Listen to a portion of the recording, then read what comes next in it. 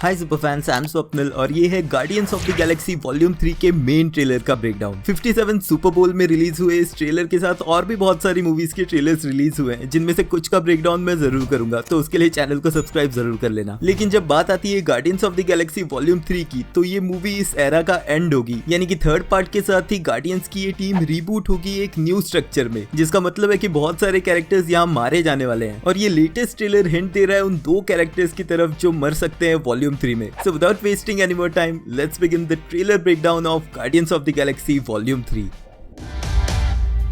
I'm gonna tell you something. I'm Star-Lord. I formed the Guardians. Met a girl, fell in love. That girl died, but then she came back. Came back a total dick. Oh, please.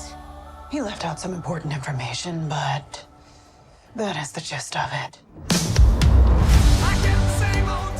तो trailer शुरू होता है Peter quill के voice over में, जहां वो एक recap देता है वॉल्यूम 1 और वॉल्यूम 2 की इवेंट्स का, कि किस तरह उसने फॉर्म किया गार्डियंस की इस टीम को। साथ ही वो बताता है गमोरा के बारे में, जो इनिशियली तो उससे मिली थी ऑर्ब चुराने के लिए, लेकिन फिर वॉल्यूम 2 की एंडिंग तक उससे प्यार में पड़ गई। लेकिन अवेंजर्स इन्फिनिटी वॉर में थैनोस ने सोल स्टोन पाने के लिए गमोरा का सैक्रिफाइस कर दिया, और अवेंजर्स एंड गेम में टाइम ट्रेवल के थ्रू आई पास्ट की गमोरा, जो पीटर क्विल को जानती भी नहीं है, और इसी रीजन से इस गमोरा के साथ उसकी सेटिंग बिल्कुल नहीं बैठ रही है। और मुझे नहीं लगता कि मूवी के एंड तक ये चीज चेंज होगी, यानी कि पीटर क्विल कुंवारा ही मरने वाला है। इसी सीन में नेबुला फनीली पीटर की हाँ में हाँ भरती है, लेकिन यहाँ पर नोट करने वाली बात है नेबुला की आर्म, जिसके बारे में और डिटेल्स हमें ट्रेलर में आगे दिखेंगी। बट जिन कपड़ों में और जिस लोकेशन पे ये तीनों यहाँ पर है, वो पास्ट और इस ट्रेलर में दिखी हाई वॉल्यूशनरी की प्रिजन ही है, जिसके बारे में और डिटेल्स थोड़ी देर में। लेकिन यहाँ पर ट्रेलर के बैकग्राउंड में बजता है एक रॉक बैंड रेनबो का song since you have been gone, जो पीटर को याद दिलाता है उसकी गर्लफ्रेंड गमोरा की। और यही रीजन है कि मूवी की स्टार्टिंग में हम पीटर को एक बेवड़े की तरह देखेंगे। अब मार्वल स्टूडियोज का लोगो हमें दिखता है पीटर के वॉल्यूम 1 वाले कैसेट प्लेयर पे। देखते हैं आगे का trailer.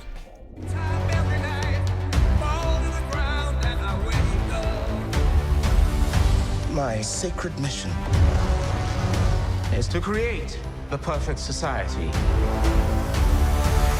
He didn't want to make things perfect. He just hated things the way they are.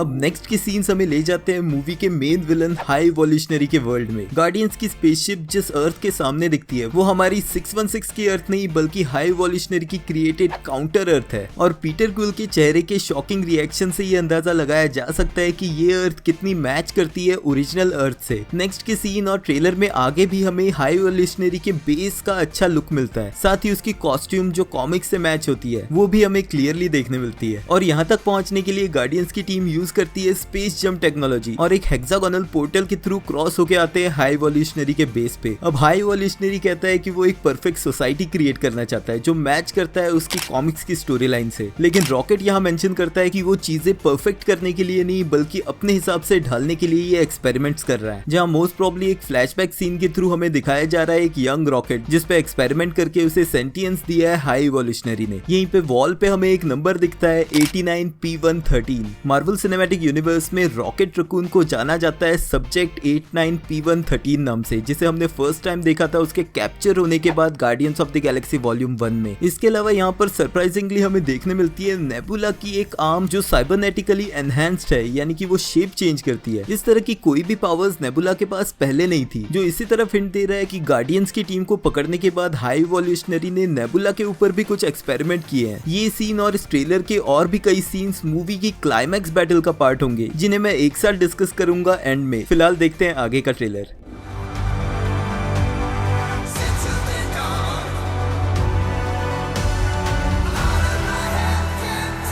I want you all to know that I'm grateful to fight beside my friends. Incinerate them.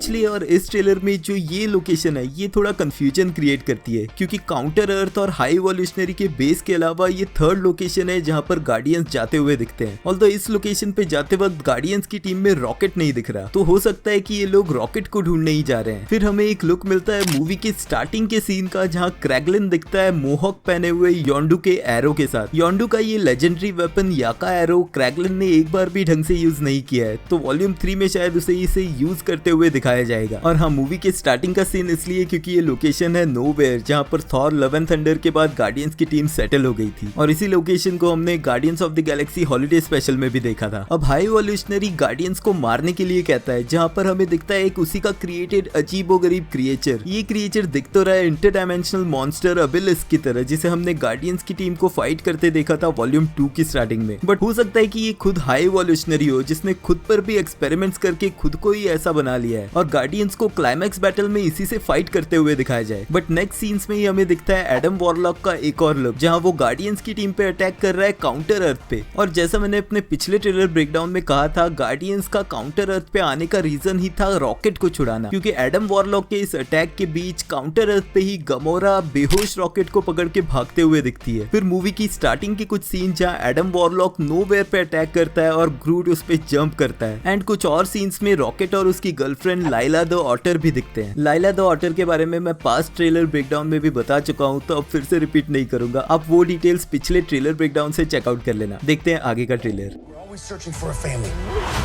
until we found each other. Are you ready for one last ride?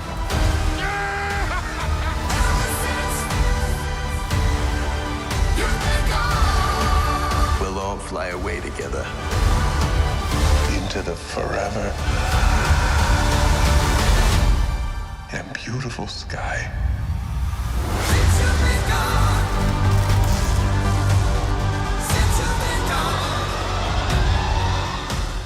Next के scenes में दिखाया जाता है Cosmo the space dog को, जिसे हमने guardians of the Galaxy holiday special में भी देखा है। इसके अलावा पीटर क्विल और गमोरा जिस क्रैश साइट पे है, उनके साथ दिखता है एक और अजीब सा दिखने वाला वियर्ड क्रिएचर। इस क्रिएचर का नाम है ब्लर्ब, जिसे जेम्स गन ने खुद कंफर्म किया है। एक सीन में ड्रैक्स दिखता है एडम वॉरलॉक को रोकते हुए, जहाँ एडम वॉरलॉक की कॉस्मिक पावर्स दिख के आती है। कॉमिक्स में एडम कॉस्मिक एनर्जी की शील्ड बनाने के साथ साथ उसके ब्लास्ट भी कर सकता है, और इसी तरह का डेमो वो ड्रैक्स के ऊपर दिखाता है। अब इतना तो क्लियर है कि guardians of the Galaxy volume 3 के बाद ड्रैक्स फिर से एमसीयू में नहीं दिखने वाला, और यही रीजन है कि मैं मानता हूँ कि मूवी के एंड में ड्रैक्स वो कैरेक्टर होगा जो खुद का सैक्रिफाइस करेगा टीम को बचाने के लिए। लेकिन अगर उसकी डेथ एडम वॉरलॉक के हाथों दिखाई जाए तो ये सबसे ट्रेजिक हो सकता है गार्डियंस की टीम के लिए, क्योंकि एडम वॉरलॉक फ्यूचर में गार्डियंस की टीम का ही मेंबर बनने वाला है, और ये चीज मोस्ट प्रोबेबली इस मूवी के एंड में ही दिखाई जाएगी। तो ऐसे में अगर ड्रैक्स की डेथ एडम वॉरलॉक के हाथों ही होती है तो गार्डियंस की टीम में उसका एक्सेप्टेंस काफी ट्विस्टेड हो जाएगा। लेकिन अगर बात करें उन सभी क्लाइमैक्स वाली बैटल के बाद के सीन, जहाँ पे गार्डियंस की टीम बुरी तरह इंजर्ड और डस्ट से भरी हुई दिख रही है, ये सीन्स मैच करते हैं उसी सेटअप से जहाँ पर ऑपरेशन टेबल पे कोई मर चुका है, जिसे देखकर पीटर क्विल चिल्ला रहा है। इन मल्टीपल सीन्स से इतना तो क्लियर है कि ये फाइनल बैटल के बाद वाले सीन्स है, जहाँ गार्डियंस की टीम का कोई ना कोई मेंबर जरूर मर चुका है, लेकिन हाई वॉल्यूशनरी अब भी जिंदा है, जिसे मारने के लिए हारने के बावजूद गार्डियंस की टीम फिर से हिम्मत जुटा रही है। एंड ऑब्वियसली मार्वल के बाकी ट्रेलर्स की तरह ही इस ट्रेलर में भी कुछ सीन्स एडिटेड जरूर होंगे, जहाँ पे छुपाया जा रहा है किसी कैरेक्टर को या फिर एडिशनली सीजीआई के थ्रू ऐड किया जा रहा है। स्पेशली ये सीन जहाँ पर ऐसे लग रहा है कि ये जगह रॉकेट के लिए खाली रखी गई है, वहीं लेफ्ट में ड्रैक्स को यहाँ पर ऐड किया गया है। देखते हैं लास्ट का scene.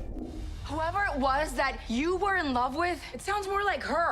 Her? That's ridiculous. Do not bring me into this. Knock it off! What?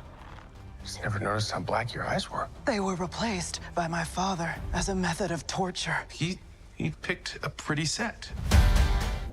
अब ट्रेलर के लास्ट के एक फनी सीन में गमोरा पीटर क्विल को कहती है कि वो जिस गर्लफ्रेंड को डिफाइन कर रहा है वो गमोरा से ज्यादा नेबुला से मैच करती है, जिसपे इनिशियली नेबुला और पीटर दोनों ही डिनाई करते हैं, बट फिर पीटर अपने ही अंदाज में नेबुला की आंखों में खो जाता है। लेकिन फिर ये नेबुला की इमोशनल ग्रोथ को दिखाता है, यानी कि guardians of the Galaxy volume 1 से लेकर अब तक वो कितनी चेंज हो चुकी है। तो ओवरऑल इस ट्रेलर से मूवी का प्लॉट काफी ज्यादा क्लियर होता जा रहा है, लेकिन अभी के लिए इस पे पॉज लगा के मैं फोकस करने वाला हूँ Ant Man and the Wasp Quantumania पे, पे, जो रिलीज होगी इसी वीक। तो मूवी देखने से पहले बाकी डिटेल्स के लिए ये वाली प्लेलिस्ट जरूर चेकआउट कर लेना। मिलते हैं नेक्स्ट वीडियो में।